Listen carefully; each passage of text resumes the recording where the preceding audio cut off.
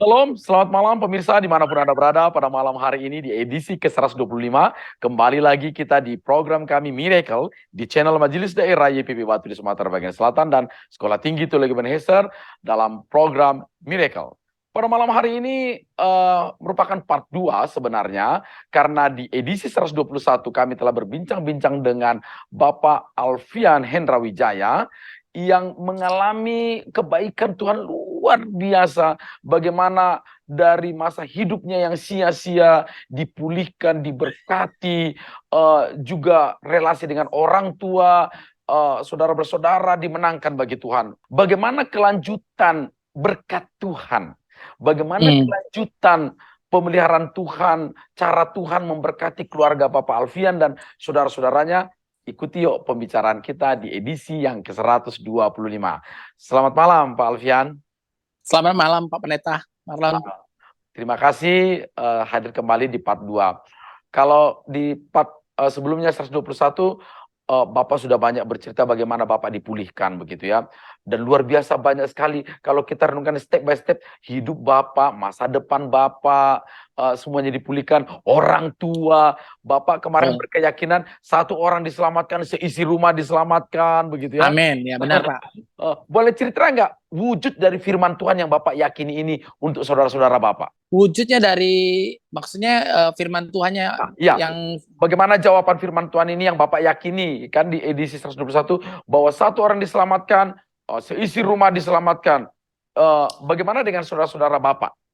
Oke, saya cerita singkat ya Pak soal bagaimana keluarga saya mulai dipulihkan semenjak saya bertobat menerima Tuhan Yesus tahun 18 Juli tahun 2000 ya Pak ya. Itu berarti sudah sekitar lebih daripada 22 tahun yang lalu. Oke. Jadi perjalanannya itu panjang dan juga tidak mudah. Betul. Karena saya orang pertama seperti yang saya ceritakan di episode sebelumnya, bahwa saya adalah orang pertama di dalam keluarga saya yang menerima Tuhan Yesus sebagai Tuhan dan Juru Selamat, yang benar-benar mengalami pertobatan secara pribadi dan secara radikal. Ya, pertobatan yang radikal Pak ya. Oke, sorry.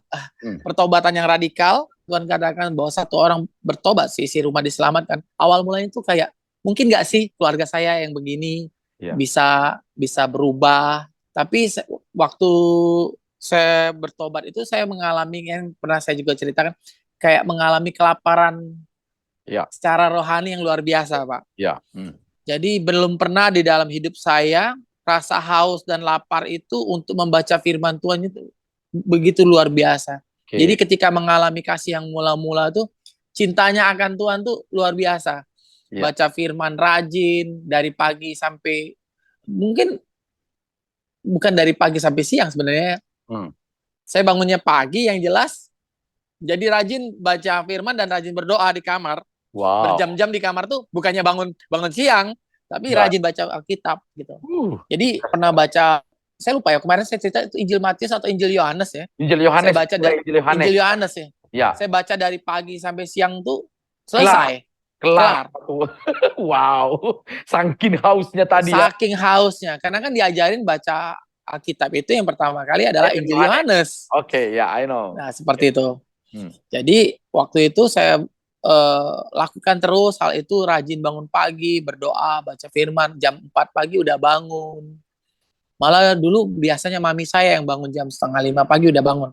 Mami saya itu adalah orang pertama yang bangun di dalam keluarga saya, karena harus masak segala macam gitu kan.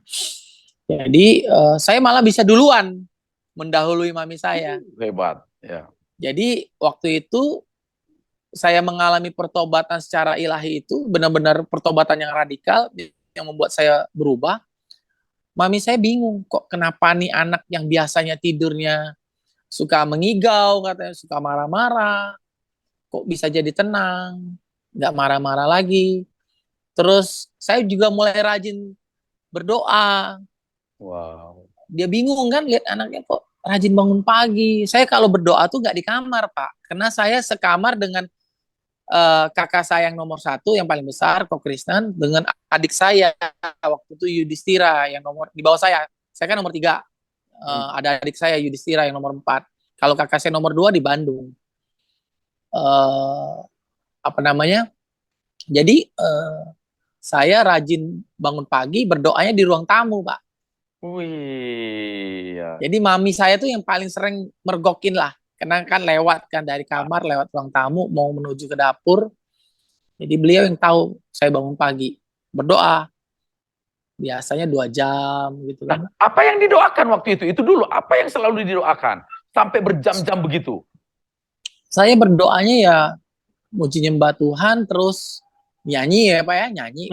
Biarpun dengan suara pas-pasan. Ya, ya. Saya nggak bisa nyanyi Pak. Saya buta not buta nada lah. Ya. Gitu kan. Jadi saya rajin bangun pagi berdoa, belajar nyembah Tuhan dengan lagu yang saya tahu aja gitu, Ya. diajarin.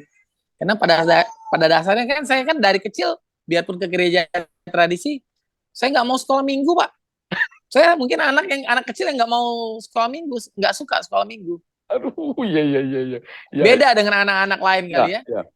Jadi saya seperti yang tadi saya katakan, saya doakan itu adalah keluarga saya, papa saya, mama saya. Oke. Saya sering sekali nyebut nama mereka tuh di dalam doa saya, saudara-saudara saya.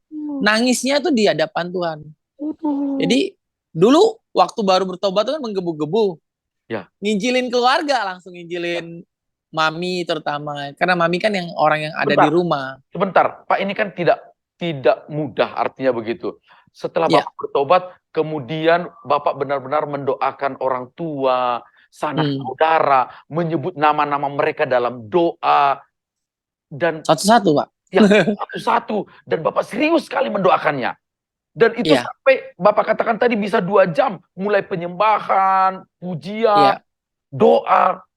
Wow, sampai berapa lama itu Bapak lakukan waktu itu? Sampai bertahun-tahun Pak. Kalau saya boleh katakan gini, saya memang tidak selalu intens yang doa sampai berjam-jam cuma untuk keluarga, tapi ada juga mendoakan hal-hal yang lain kan. Gitu. Yang jelas, saya dulu diajarin kalau berdoa dengan spesifik, misalnya soal siapa, terus ayat firman Tuhannya apa yang jadi landasannya. Terus juga saya, ya karena saya orang dulunya pada dasarnya orang dari gereja tradisi Pak, saya nggak percaya sekali dengan karunia berbahasa roh pada saat itu. Tapi akhirnya saya dijamah Tuhan, saya mendapatkan karunia itu Pak. Selain saya berdoa dalam berbahasa seperti bahasa manusia gitu. Ya, betul. Saya juga membangun manusia rohani saya untuk berbahasa roh gitu Pak. Nah, yang jelas saya mendoakan keluarga saya, terus nginjilin Pak, keluarga saya sudah mulai. Dengan keterbatasan pengetahuan Alkitab saya. Betul. Tapi dari hati itu yang paling utama. Dari hati Bapak menginjili. Bagaimana? Terjadi penolakan atau bagaimana waktu Bapak menginjili? Jelas Pak, terjadi penolakan. Dibilang kan, ikut Yesus kan pikul salib sangkal diri gitu. Dulu nginjilin mami saya tuh nggak langsung mau terima juga. Karena mami saya kan latar belakang orang Tionghoa juga, orang Chinese juga. Dengan kepercayaan kami sebagai orang Chinese kan banyak yang bertentangan dengan firman Tuhan. Gitu. Seperti itu. Dari antara keluarga, sanak saudara, katakanlah kemarin di episode 121, orang tua, papa menentang pertamanya. Dari saudara-saudara, siapa yang paling menentang? Kakak saya yang paling besar. Itu dia.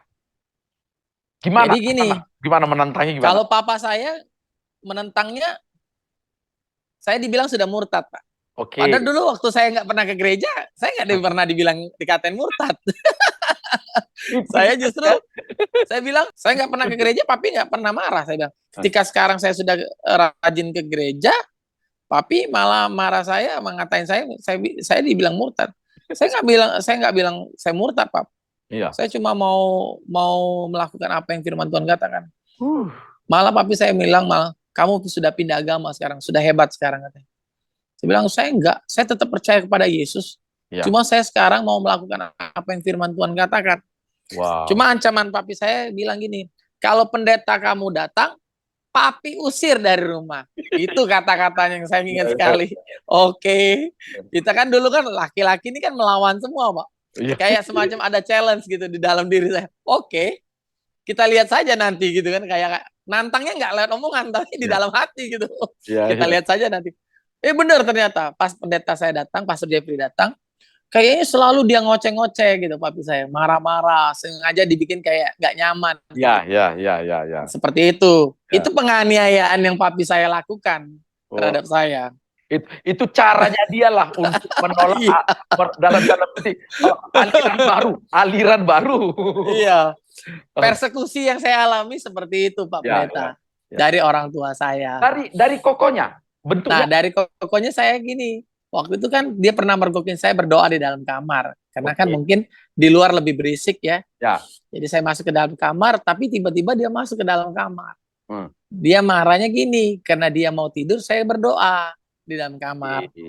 Akhirnya dia marah gini, kamu kalau mau berdoa cukup di gereja aja, gak usah lagi di rumah. Gak usah lebih-lebih lah katanya. Ya, ya. Gitu. Orang Padahal nggak suka. mendoakan dia loh, mendoakan dia waktu itu juga ya. Oh iya. Ya.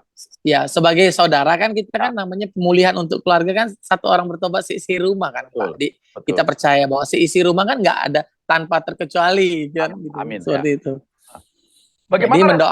Gimana respon Pak Alfian pada waktu kokonya ngomong itu kan tidak terlalu keras tapi menyakitkan kan ngomongan itu? Omongannya suaranya udah keras, itu menyakitkan, Pak. Jadi saya suka nangis, Pak, sama Tuhan. Waduh. Saya suka nangis yang gini. Tuhan, kayaknya apa ya, berat sekali ya namanya jadi orang percaya ya. Karena bagi saya tuh lebih senang berantem, Pak. Saya ini kan bukan saya pernah cerita, saya kan jago bela diri, Pak. Betul, betul. Waktu kita semenjak saya terima Tuhan, saya nggak bisa lagi, bukannya nggak bisa, nggak mau lagi menggunakan kekuatan fisik. Wow. Seperti itu. Ya. Makanya kenapa saya juga belajar banyak untuk berubah. Saya belum cerita ya sama Bapak waktu di episode sebelumnya ya. Saya satu-satunya anak yang pernah mukul orang tua loh. Ya, ya. Sudah, Bapak sudah. Sudah ya? Ya, oke. Saya nggak pernah mukul papa saya, nggak sengaja kan gitu kan. Ya. Nah, itu dengan kokonya apa yang respon waktu diomongin nggak usah lebih-lebih lah, dalam kata anak remaja sekarang nggak usah lebay begitu ya? Ya, kalau saya sih jelas Pak, rasanya teraniaya Pak. Karena dulu saya pernah berantem sama dia. Ya. Main fisik gitu loh Pak, beneran berantem, bukan apa namanya cuma ribut mulu, beneran saya tendang gitu ya. Sebelum bertobat. Saya kan dulu jago taekwondo, jadi pernah saya hajar koko saya tuh.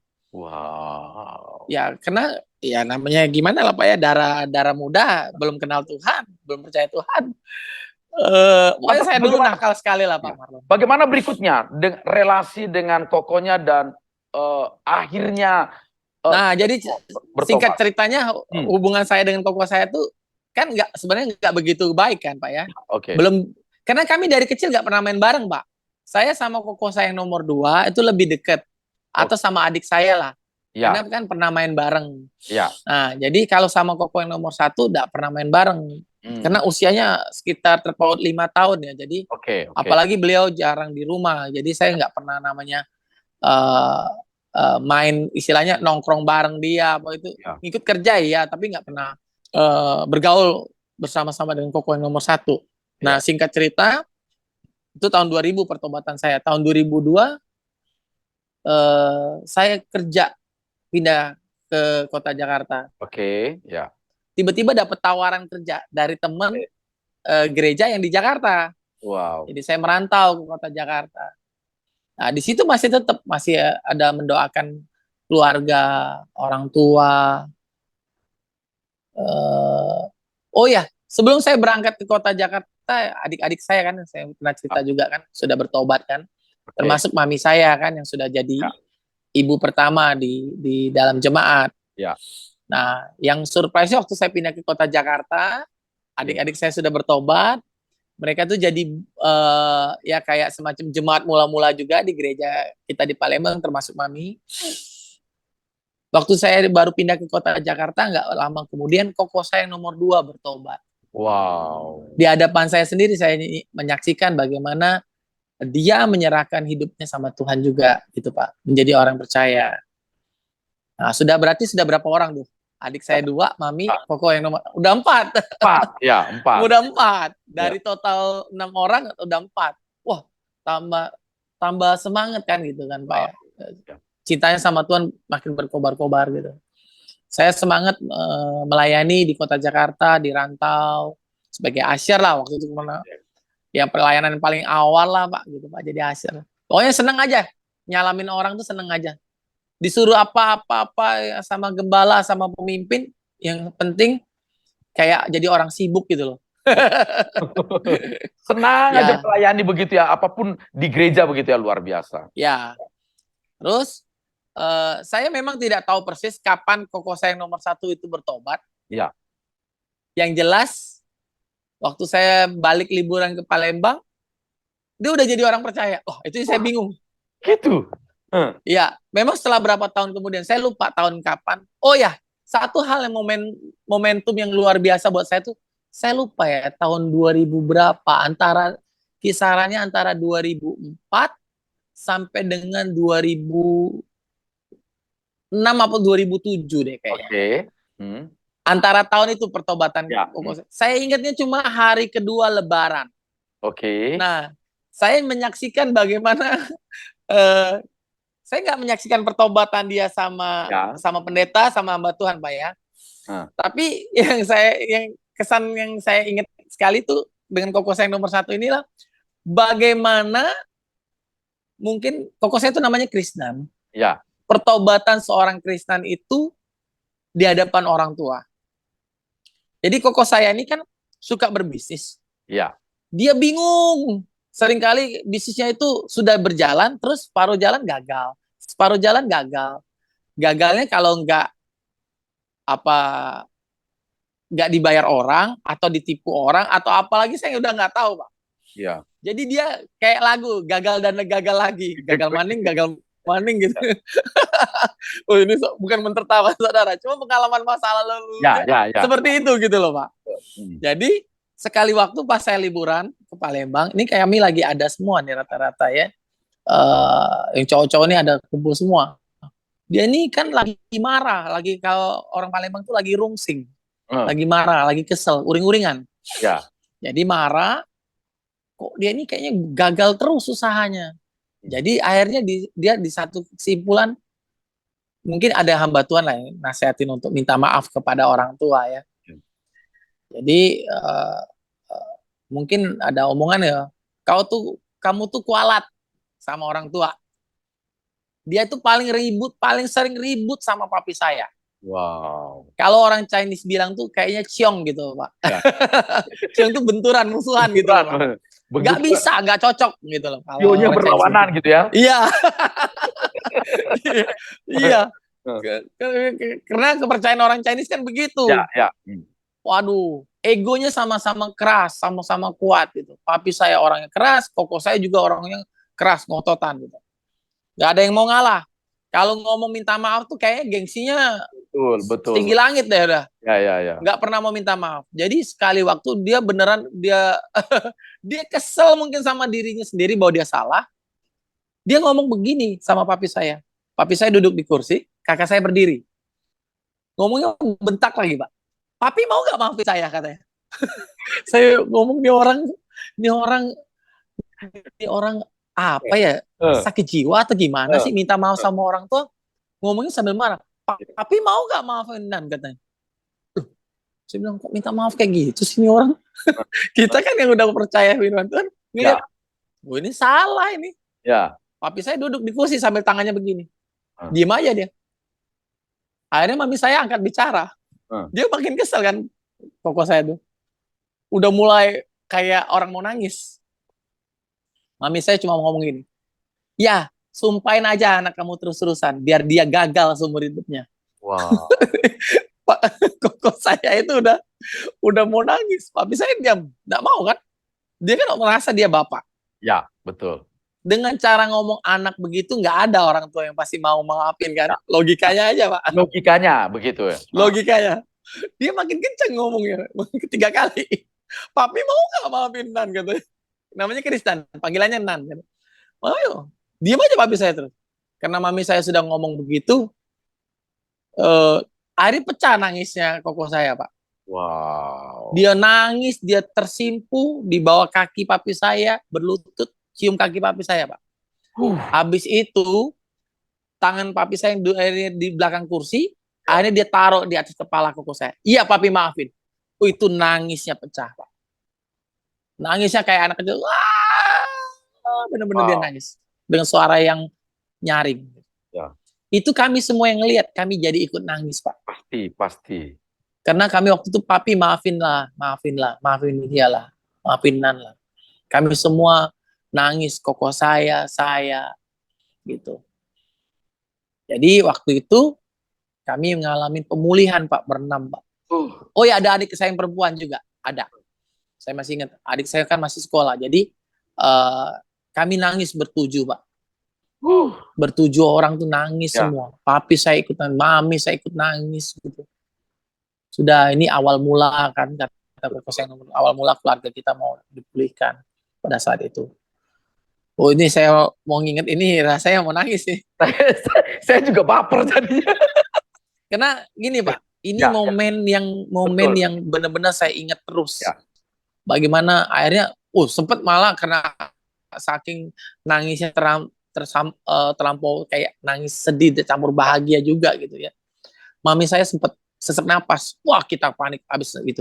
Karena tiba-tiba mami saya itu nangisnya menggap. Kita bilang, wah, gara-gara pertobatan koko saya, mama kita bakal pergi nih, kita kan panik semua. Kita udah nangis semua, nangis karena mami tiba-tiba ngap-ngapan gitu kan. Ternyata untung lah ya, cuma kena banyak emosi yang terpendam, jadi seperti itu. Iya, semuanya keluar gitu, seperti itu. Jadi disitulah titik awal saya lihat bagaimana koko saya mau bertobat, mau berubah. Dan momentum yang kedua yang saya ingat dari koko saya itu adalah pada saat dia menikah, hari pernikahannya, begitu habis pemberkatan nikahnya dia dengan istrinya, dia lakukan hal yang sama lagi, minta maaf di bawah kaki papi. Jadi saya ingat sekali bagaimana papi taruh tangannya itu. Saya mikir kayak adegan Abraham memberkati betul anaknya sekali. Gitu. Seperti itu gitu loh, Pak. Indah sekali. Iya. Rasanya tuh jadi momen yang luar biasa ya. Kayak Bapa di sorga kayak naruh tangan di atas kita nih yang tidak layak, tetapi kita dilayakkan gitu loh, Pak. Kita nih orang berdosa tapi diterima. Iya, papi maafin kamu, katanya gitu. Saya masih ingat itu kata-kata itu sampai hari ini. Biarpun mungkin papi saya melakukannya dengan keterpaksaan, tapi itu menjadi momen yang luar biasa. Nah di situ, Pak, saya lihat mulai koko saya semenjak dia lakukan yang waktu di hari kedua Lebaran, bukan hanya maaf-maafan Idul Fitri, Pak, kami juga melihat koko saya minta maaf sama bapak saya, sama papi saya. Juga itu. Iya, Lebaran juga kami jadinya. Dan yang pada saat yang kedua adalah pada saat dia menikah, gitu kan. Luar biasa. Saya lihat bagaimana Pak Alfian benar-benar mengingat dua momentum ini semacam langkah awal akhirnya hidup koko Pak Alfian berubah. Iya. Jadi saya lihat yang kedua dia lakukan lagi pada saat hari pernikahannya, dan itu di hadapan orang banyak, Pak. Oke. Bayangin loh, di hadapan orang banyak dia lakukan itu, banyak yang nangis. Ya. Yang nangis tuh bukan hanya dia, bukan hanya saya. Saya sudah malu rasanya nangis di banyak orang. Ya. Saya udah sembunyi, ngapus air mata saya. Tapi orang yang duduk menyaksikan pemberkatan itu nangis semua banyak. Ya. Jadi dia nggak mau, sampai saya tahu ya, itu mungkin momen penting dalam hidupnya juga gitu. Jadi dia mungkin ini kesempatan untuk minta maaf. Jadi semenjak itu saya lihat bagaimana progres bisnisnya dia. Yang mulai lagi usaha. Yang terakhir itu saya ingat sekali dia usaha angkutan mobil ya, mobil. Kami dulu punya mobil tronton. Dari nol lah dia merintisnya sampai bisa punya beberapa unit dan akhirnya bisa bangun ruko ini. Pokoknya banyak lah perjalanannya sampai di mana saya lihat tuh papi saya tuh kayaknya bangga sama dia, Pak. Wow. Biarpun sampai masa tuanya masih berantem tuh dua orang itu. Ya, ya, ya. Ya, ya. Sampai papi saya meninggal dunia. Ya, ya. Tapi sebelum uh, papi saya dipanggil Tuhan, ya, papi saya kan sempat terima Tuhan Yesus sebagai Tuhan dan Juru Selamat 2009, 2011 papi saya dibaptis, 2013 papi saya pergi. Wow. Itu Pak Kristen, koko saya tuh nyaksiin semua tuh perjalanannya. Enggak, dari segi Pak Krishna, dia sudah menyelesaikan soal ada perbedaan-perbedaan pendapat setelah pertobatan itu. Saya pikir itu biasa saja. Itu ya masih banyak berantemnya. karena katanya dulu suka berantem. Tetapi kan dia sudah menyelesaikan semua, kayak sebenarnya sudah menggunting kutukan itu kan begitu, sudah pas begitu, dan itu bisnisnya sangat diberkati. Iya. Wow. Jadi pengampunan itu penting. Ya. Saya rasa ya yang dia dilakukan, bukan saya rasa, saya yakin dan percaya bahwa apa yang kakak saya lakukan, namanya Krisnan Pak, bukan Krishna, namanya Pak Krisnan. Jadi yang dia lakukan adalah melepaskan setiap ikatan, setiap belenggu. Ya. Itu jadi firman Tuhan katakan, hormatilah ayah ibumu kan, dibilang. Betul. Supaya panjang umurmu dan baik keadaanmu kan. Baik keadaanmu dan diberkatilah. Ya, seperti itu. Jadi saya lihat bagaimana dia dari nol, dia ngerintis susah. Namanya juga masih belajar, pernah dikibulin orang lah, diejek oleh orang lah gitu. Saya lihat sekali bagaimana mami saya itu paling banyak cerita sama saya tanpa beliau sadarin. Maksudnya koko saya tahu gitu. Wah, koko kamu diginin orang, tapi dia terus jalan terus, dihina orang. Ya namanya kita bukan keluarga yang kaya pada dasarnya. Betul. Gitu kan, tapi mental pejuangnya itu yang saya suka. Karena ya itu warisan dari orang tua, dari mami saya juga pejuang buat keluarga, papi saya juga pekerja keras gitu kan. Jadi saya lihat gitu bagaimana koko saya banyak mengalami banyak hal, wah naik turunnya itu perjalanannya itu luar biasa di dalam usahanya, di dalam bisnisnya. Sampai saya menyaksikan bagaimana kayak peresmian usahanya, dia bikin PT benar-benar bisa jadi. Terus dia mengundang hamba Tuhan datang gitu kan untuk syukuran. Semua hal itu rasanya kayak mimpi gitu loh. Pas saya lihat lagi catatan doa saya saya tuh ada buku satu. Saya tuh suka nulis visi. Saya dari tahun ke tahun tuh kayak diperbarui terus. Kalau belum dijawab Tuhan, tahun depan saya doakan lagi. Kalau tahun depan. Nah, salah satunya doakan kakak saya tadi. Ya. Saya beriman sekali kakak saya Kristen itu menjadi pengusaha sukses. Padahal jauh sebelum beliau menjadi pengusaha sukses. Wow. Karena saya cuma tahunya dia tuh hobi kerja, hobi bisnis orangnya, udah itu aja yang saya doain. Kalau saya yang nomor 2 enggak, malah saya enggak doain kayak gitu, Pak. Ya. Hebat. Lantas kalau ini sedikit aja, menurut Pak Alfian, sebesar apa sekarang bisnisnya Pak Krisnan di mata seorang Alfian? Kalau di mata saya, Pak ya, sekarang ini koko saya tuh sudah dikategorikan pengusaha yang sudah cukup sukses menurut saya. Biarpun belum sampai jadi konglomerat. Ya. Karena dia menghidupi banyak orang, Pak. Itu dia, di situ dia. Menghidupi banyak orang. Dia sudah menjadi berkat bagi banyak orang. Iya, jadi usaha kita memiliki... Ratusan? Nggak nyampe sih. Kalau dibilang ratusan sih enggak. Kalau saya bilang gini, Pak. Dia tuh orangnya, karyawan kami nggak banyak, Pak. Cuma mungkin... lebih dari 10 ada ya. Okay, ya. Staf di kantor tuh ada beberapa orang. Saya sama tim aja sudah 5 orang. Belum yang di kafe aja udah 3 orang. Udah belasan. Ya, mitra-mitra kan jadi banyak kan. Ada berapa puluh orang, iya. Ada beberapa puluh orang lah. Ya, oke. Seperti itu. Yang jelas usaha koko saya ini satu di bidang batu, split, perbatuan, depot batu. Kedua, usaha dermaga, jasa bongkar muat batu. Ya. Ketiga ya usaha kuliner kecil, ada satu kafe kecil kita punya di ruko ini juga. Terus angkutan trailer untuk jasa untuk ngangkut kontainer. Oke. Itu yang saya tahu. Ya. Saya nggak tahu lagi kalau ada usaha yang lain lagi. Ya. Tapi maksudnya begini, apa yang kemudian Bapak lihat, Pak Alfian lihat sebagai orang yang pertama sekali berdoa menyebut nama Koko Krisnan ini untuk diberkati menjadi pengusaha dengan keadaannya sekarang?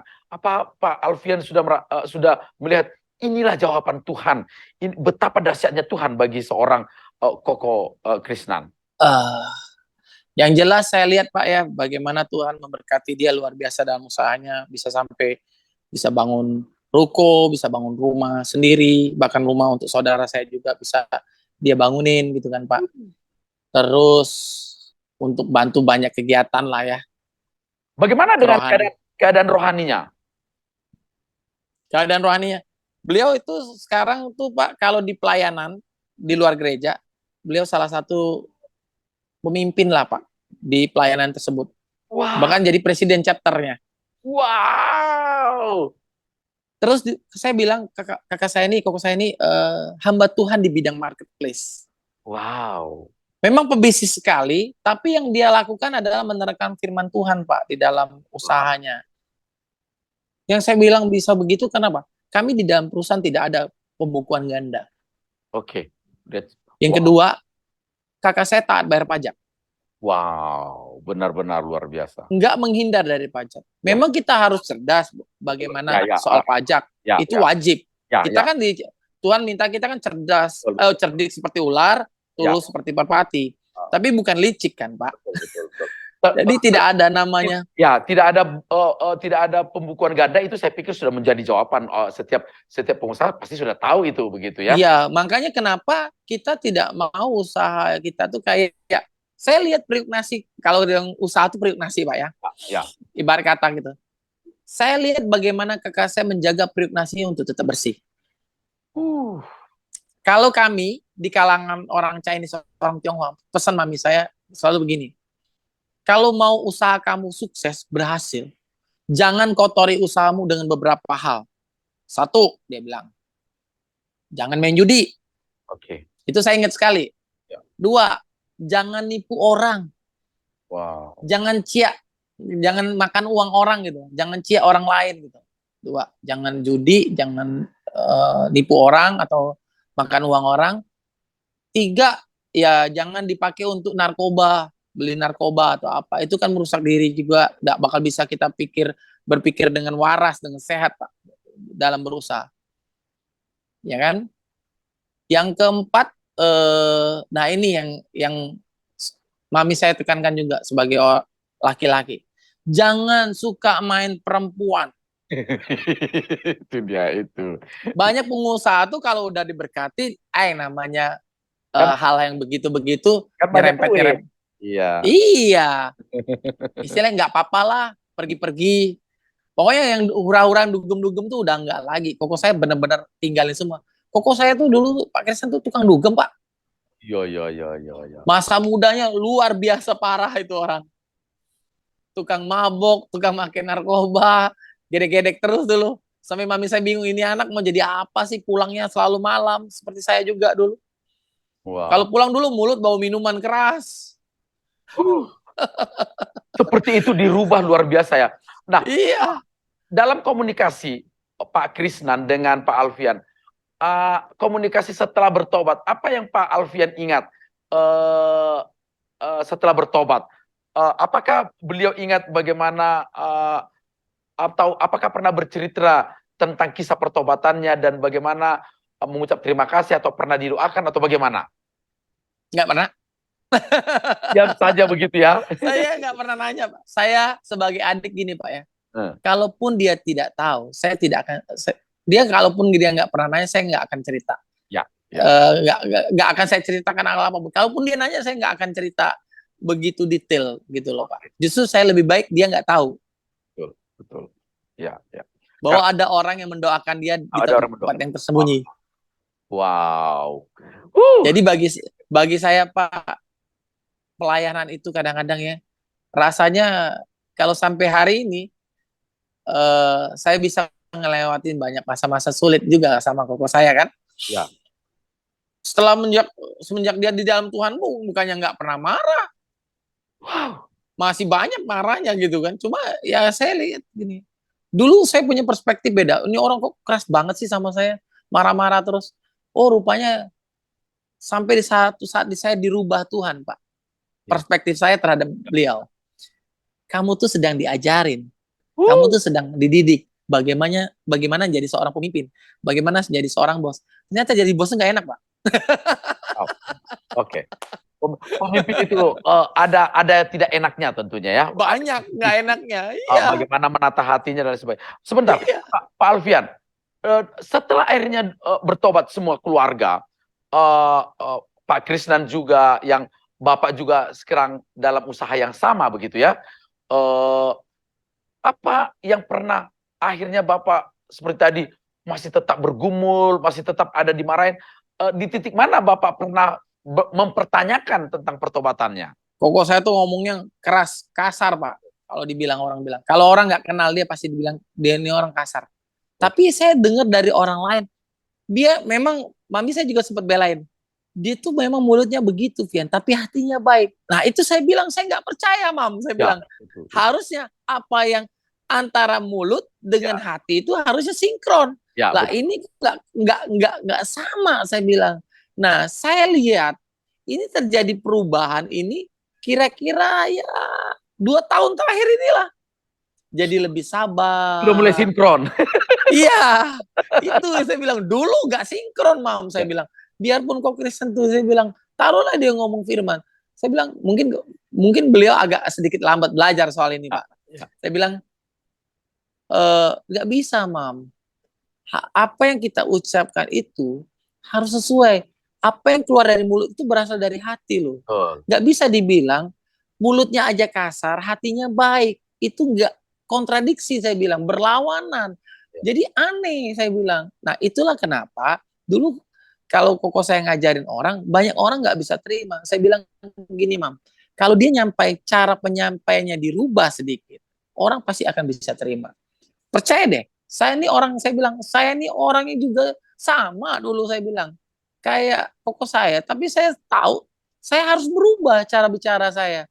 Cara saya ngomong sama orang tuh gampang kok. Kadang-kadang kita bilang orang tuh sulit mengerti kita. Enggak, sebenarnya cara menyampaikan kita yang kita perlu rubah supaya buat orang itu mengerti. Dan 2 tahun ini mengalami sesuatu yang luar biasa. Betul, Pak.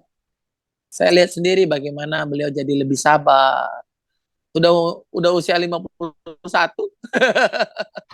Pak Alfian, setelah Bapak akhirnya lihat firman Tuhan itu benar-benar nyata dalam kehidupan keluarga Bapak, semuanya akhirnya mengalami pertobatan dan hidup menjadi baik. Kemudian apa sih yang lagi problema dalam mengiring Tuhan yang Bapak temukan dalam perjalanan hidup Bapak dan keluarga Bapak? Tentu masih ada masalah, tapi apa masalahnya? Supaya orang mungkin tidak merasa, oh kalau sudah bertobat, semua sudah enak semuanya. Artinya mulus. Apakah benar demikian? Bagaimana menghadapi masih ada kerikil-kerikil dalam perjalanan hidup itu? Oke. Contoh Pak ya, kalau dalam kerikil-kerikil dalam kehidupan keluarga saya, keluarga besar saya terutama, bicara orang tua. Sekarang kan saya tinggal cuma ada mami saya sama saudara-saudara saya. Yang pertama, pasti saya masih terus bergumul tuh mendoakan koko saya tuh biar beliau tuh lebih lebih komunikasi antara beliau dengan istrinya, beliau dengan anaknya. Karena kan sebagai seorang pengusaha kan kayaknya waktunya kurang terus ya. Tapi sekarang saya lihat bagaimana beliau itu menjadi lebih seimbang. Beliau juga suka rajin berdoa, Pak. Itu yang saya selalu dengar dari Mami. Koko kamu tuh bangunnya pagi loh, pengusaha loh. Baca Alkitab loh pagi-pagi. Sudah baca Alkitab? Memang baca Alkitab Pak pagi-pagi. Dia belum bekerja, dia kalau nggak nganter anak ya, dia akan baca Alkitab pagi-pagi. Selalu gitu. Sebelum pergi kerja gitu loh Pak. Dan bangunnya pagi. Beliau termasuk mungkin boleh dikatakan pengusaha yang disiplin bangun pagi. Biarpun saya nggak tahu persis karena kan dia kan tutup pintu terus kan. Ya. Cuma kalau kebuka pintu kamarnya, bisa kelihatan orangnya lagi baca Alkitab.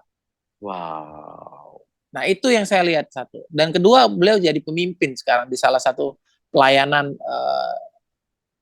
rohani di Kota Palembang, dan beliau adalah presiden chapternya. Ya. Terus beliau juga berkhotbah, Pak. Pernah dipanggil sama salah satu gereja yang cukup dekat hamba Tuhannya untuk berkhotbah di gereja tersebut gitu loh.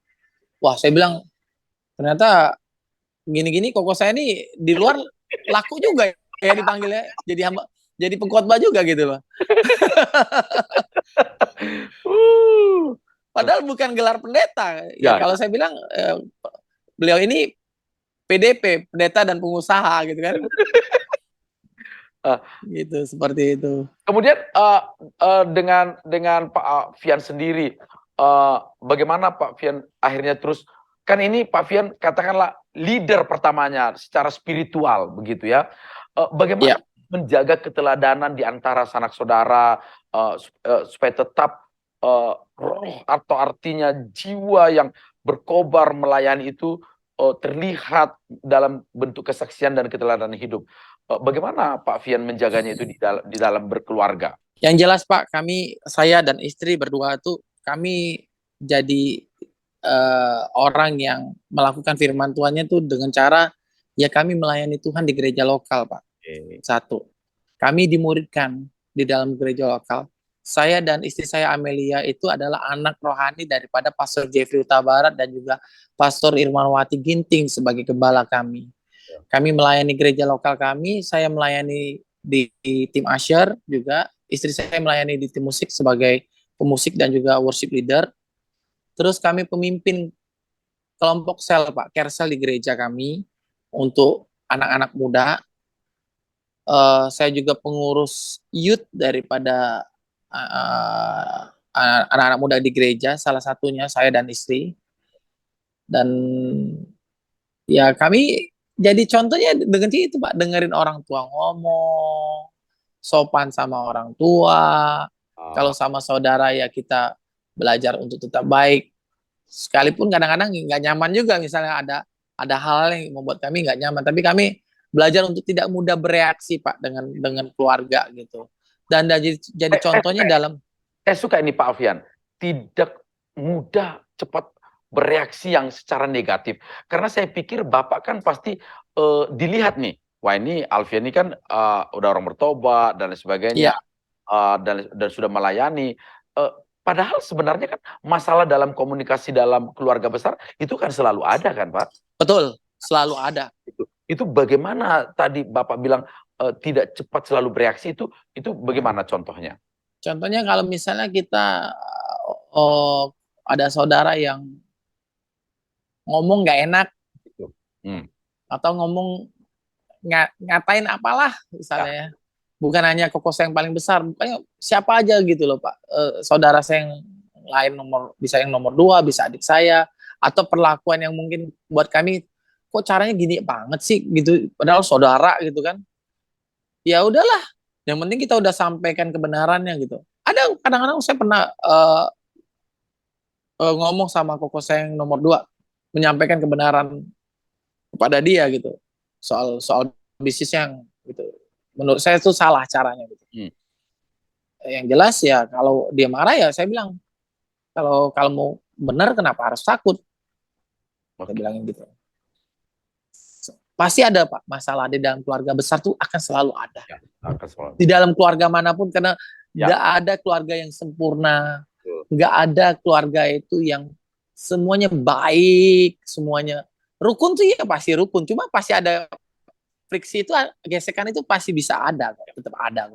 Hanya yang saya mungkin, ya perbedaan yang sangat tajam yang Bapak bisa lihat, benar-benar Bapak rasakan sebelum bertobat dan sesudah bertobat. Satu, pola pikir Pak, yang sangat tajam itu. Kedua memang selain pola pikir ya perlakuan kali ya. Kalau menurut saya dulu kan belum di dalam Tuhan ya, kita kalau nggak suka ngejeplak aja kali ya, langsung ngomong aja gitu, berantem ribut mulut, pasti ujung-ujungnya saling tuding kan gitu. Kalau sekarang udah enggak Pak. Sekarang kalaupun kita nggak suka Saya kalaupun misalnya nggak sepenuhnya salah, misalnya koko saya ngomong apa, saya nggak langsung ngomong nggak kayak gitu apa gimana. Saya lebih baik diem dulu deh. Dia ini ngomong sebagai atasan atau ngomong sebagai kakak gitu. Nah, ya, wow. Ya kan gitu kan. Jadi saya lebih baik diem. Kalau saya cuma bisa cerita sama mami, mam tadi saya digini nama koko yang ini. Oh ya memang susah sih orangnya kayak gitu ya. Ya sudahlah. Saya cuma perlu pendengar yang baik aja. Habis sudah nggak ada lagi kepikiran Di situ justru dia. saya makin makin bertambah usia justru saya makin kadang-kadang rasa sayang sama saudara tuh gini dalam bentuk uh kasihan nih ya dia ini sebenarnya sebagai pemimpin banyak banget ya tanggung jawabnya gitu loh Pak. Saya pernah ngomong sama mami saya, rasa sayang saya sama koko saya itu adalah gini, Mam, kalau saya hari ini atau minggu depan atau bulan depan tiba-tiba, nih Vian, perusahaan ini saya kasih ke kamu, urusin deh. Saya langsung angkat tangan. Saya bilang, kenapa? Saya nggak sanggup, Mam. Ternyata nggak mudah tadi saya bilang di awal tadi, Pak. Jadi bos tuh nggak gampang. Betul. Karena kadang-kadang kata orang tuh, jadi bos enak. Tar dulu, saya bilang. Saya ngajarin staff saya. Jadi bos itu, besok mau kerja apa, hari ini udah dipikirin. Betul, betul. Bahkan minggu depan mau apa, bulan depan mau apa, udah dipikirin dari sekarang. Kita Apalagi, enak-enak tidur sebagai karyawan. apalagi Bos pada mikir, waktu, ya apalagi pada waktu COVID kemarin ya, bos oh iya, gajinya gimana, iya, karyawannya tenang-tenang aja tidur, nggak mikirin betul. bulan depan ada gajian kan gitu. Iya, betul. Bos mikir bagaimana bayar gaji kita, saya bilang. Ya. Betul. Kita sebagai staff nggak boleh cuma kerja asal-asalan. Saya benar-benar mendidik anak-anak muda yang saya pimpin, Pak ya. Maksudnya staff saya. Beneran mereka semua 4 orang tuh anak rohani saya. Saya bilang, saya yakin dan percaya kalau orang Kristen kerjanya asal-asalan, nggak bakal pernah berubah hidupnya. Kalau kerjanya asal-asalan, nggak pernah bakal bisa dapat promosi. Apapun. Jadi kalau bekerja itu lakukanlah seperti untuk Tuhan dan bukan hanya untuk manusia. Saya bilang, biarpun koko saya nggak pernah ngabsen saya di mana, saya tetap kerja kok, saya bilang. Bahkan hal-hal yang bukan tanggung jawab saya pun, kalau memang itu saya perlu lakukan, saya akan kerjakan, saya bilang. Termasuk hal yang sepele, saya bilang. Wow, Seperti itu. luar Padahal biasa. saya kepalanya ya Pak ya. Ya, ya. Saya ngajarin staff saya seperti itu. Wow. Melakukan, belajarlah untuk punya inisiatif dari hal-hal yang kecil. Pak Alfian, luar biasa cerita kita hari ini, bagaimana perubahan itu terjadi, bagaimana saya sangat terharu sekali satu orang selamat, seisi rumah selamat. Pak Alfian, Ya, amin. di luar sana ada banyak saudara-bersaudara itu kacau, ada banyak orang yang tidak menikmati hubungan saudara karena harta lah, macam-macam, dan tentu karena tidak bertobat dan sebagainya. Boleh dong Pak Alfian sebagai closing statement pada malam hari ini, kasih sesuatu apa yang di hati Pak Alfian untuk mereka-mereka yang sekarang hidup dalam kekacauan dalam rumah tangga. Bagaimana Pak Alfian telah melewati masa yang sulit itu? Monggo Pak Alfian. Oke, saya bacain satu ayat firman Tuhan, Yes, Pak ya. Yes. Sebagai closing statement saya. Ini kebenaran ayat firman Tuhannya datang kepada saya pada saat saya mengalami masa-masa sulit. Bukan pada saat masa-masa enak. Itu yang saya suka, Pak. Yes. Saya bacain di Mazmur 37 ayat 3 sampai 6 ya, Pak ya. Wow. Saya bacain buat kita semua. Ayatnya katakan demikian. Percayalah kepada Tuhan dan lakukanlah yang baik. Diamlah di negeri dan berlakulah setia. Dan bergembiralah karena Tuhan, maka ia akan memberikan kepadamu apa yang diinginkan hatimu. Ayat yang kelima katakan, serahkanlah hidupmu kepada Tuhan dan percayalah kepadanya, dan ia akan bertindak. Ia akan memunculkan kebenaranmu seperti terang dan hakmu seperti siang. Ini ayat Pak, saya datang waktu saya sedang berada di titik nadir saya, titik terendah dalam hidup saya ketika saya di kota Jakarta. Jadi saya cuma bisa klaim janji firman Tuhan ini, percayalah kepada Tuhan dan lakukanlah yang baik. Wow. Diamlah di negeri dan berlakulah setia gini. Maksudnya buat saya Pak, adalah kita harus setia dengan proses yang Tuhan sedang lakukan dalam hidup kita. Yes. Dan buat kita semua yang sedang mengalami pergumulan, mengalami konflik, mengalami masa-masa sulit, masa-masa sukar di dalam keluarga, percayalah bahwa itu semua sementara. Bahwa pencobaan-pencobaan yang kita alami kan adalah pencobaan-pencobaan biasa yang tidak melampaui kekuatan kita sebagai manusia. Dan ketahuilah Tuhan akan memberikan kita jalan keluar. Itu saya yang percaya sekali seperti itu. Di Korintus katakan seperti itu. Dan buat kita semua juga yang memiliki saudara dengan konflik, harus ada yang mau mengalah. Ya. Mengalah bukan berarti kalah. Yes. Biarpun mungkin ada yang ribut soal harta, warisan. Kalau kita punya hati yang mengasihani, hati yang percaya bahwa Tuhan mampu melakukan jauh lebih daripada apa yang kita bisa pikirkan dan bayangkan. Saya yakin dan percaya pembelaan Tuhan itu akan ada terus. Yes. Yeah. Penyediaan Tuhan akan terus ada. Mungkin kita nggak dapat harta warisan dari orang tua atau dari saudara kita, tapi Tuhan mampu kok menyediakan jauh lebih baik dari apa yang bisa kita pikirkan. Itu sih yang saya percaya. Dan satu hal lagi, hidup rukun sebagai saudara itu penting. Yes. Biarpun mungkin ada perbedaan pola pikir, perbedaan pendapat, perbedaan apapun, itu justru akan memperkaya kita sebagai saudara yang bukan hanya saudara kandung ya, tapi juga saudara-saudara di dalam Tuhan. Itu sih kalau dari saya, Pak. Thank you Pak Alfian, luar biasa. Ini sama-sama Pak Marlon. Part kedua yang wow, saya sendiri tapi hampir baper tadi saya waktu cerita itu saya tahan. Saya seolah-olah masuk ke dalam keluarga Pak Alfian tadi. Bagaimana Tuhan, kalau kita jujur, Tuhan memberkati keluarga Pak Alfian ya, dan dimulai dari seorang Alfian Junior, anak muda yang diambil dari kegelapan dan menjadi terang bagi keluarga. Kiranya banyak Alfian yang lain lagi. Amin, Pak Maman. Krisnan yang lain lagi. Ya, amin, Pak. Di tayangan ini kiranya semua diberkati. Baiklah pemirsa, dimanapun Anda berada pada malam hari ini, kami sangat berterima kasih kebersamaan kita, dan dimanapun Anda dan kapanpun Anda menonton tayangan ini, kiranya menjadi berkat bagi saudara, dan nama Tuhan dimuliakan. Sampai di sini pertemuan kita di program kami Miracle di channel Majelis Daerah YPP Batu di Sumatera Bagian Selatan dan Sekolah Tinggi Tula Ibu Hester. Sampai jumpa. Shalom.